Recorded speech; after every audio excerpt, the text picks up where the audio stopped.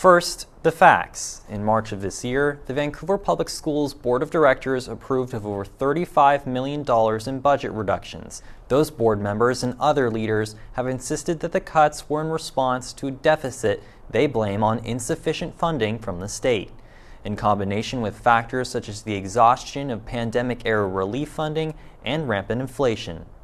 In response to the district's decision, students at Fort Vancouver High School walked out in protest of the staffing cuts which they said would disproportionately impact their school.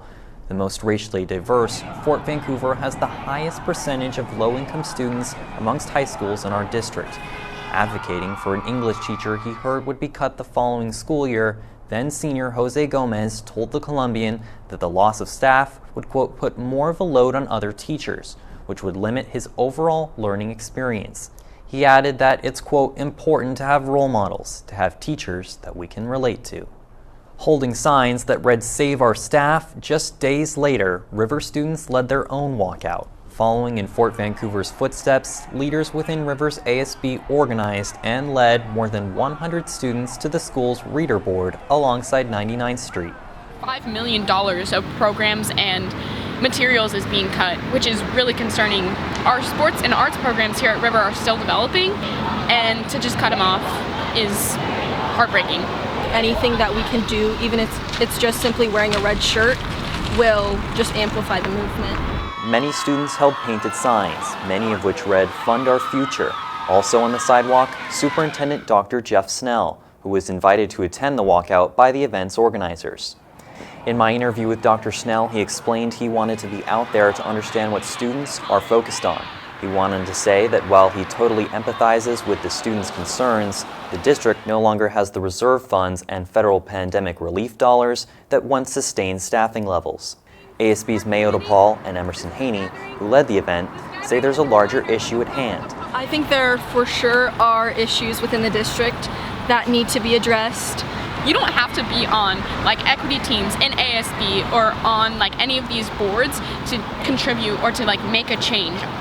It really, you just have to be able to speak up and choose to speak up. You have the power and you can make the change. If you want to make the change and you can do it. Even if that change is holding a sign.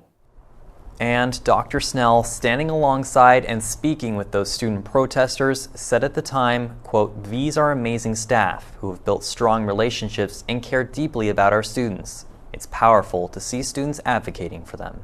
But the impact of the district's budget cuts have since gone beyond staff. In September, Vancouver Public Schools announced in a statement that it would, quote, no longer be automatically paying for IB and AP exam fees for all students. However, the district did reiterate its commitment to covering those exam costs for students who meet low-income eligibility requirements. In a comprehensive article published by CR News earlier this week, River's IB Diploma and Career-Related Program Coordinator Julie Nygaard tells our Emmy McGill that she worries the change will have a negative effect on the IB program and its accessibility. She fears the cost burden will, quote, reduce the number of IB exams each CP and course candidate has registered for and will complete, and that some students need to pay in excess of $700 for their exams. Hey Rapids, thanks for helping us reach 1,000 subscribers on YouTube. If you haven't already, make sure to like this video and subscribe to the CRTV YouTube channel to support content for and by CR students. Thanks for watching.